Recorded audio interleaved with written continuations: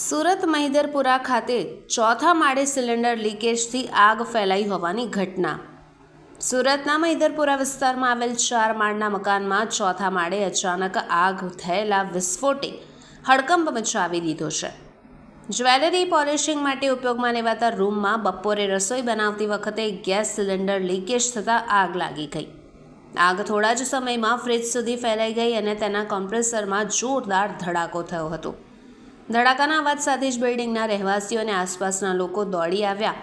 સદનસીબે રૂમમાં રહેલા ત્રણેય કારીગર સમયસર બહાર આવી ગયા હોવાથી જાનહાનિ ટળી હતી. ઘટનાની જાણ ફાયર વિભાગની ઘાંશીશેરી, મોગલીસરા અને કતારગામ ફાયર સ્ટેશનની 6થી વધુ ગાડીઓ તાત્કાલિક સ્થળે પહોંચી અને ચોથા માળે લાગી રહેલ આગને કારણે કતારગામનું ટર્નટેબલ લેડર પણ મંગાવ્યું હતું. ફાયર જવાનો દ્વારા 1 કલાકની જહેમત બાદ આગ ઉપર સંપૂર્ણપણે કાબૂ મેળવવામાં આવ્યો. ફાયર જવાનોને રૂમમાંથી 2 કરતાં વધુ ગેસ સિલિન્ડર મળી આવ્યા, પરંતુ આગને સિલિન્ડર સુધી પહોંચવા અટકાવવામાં આવતા મોટી દુર્ઘટના ટળી હતી.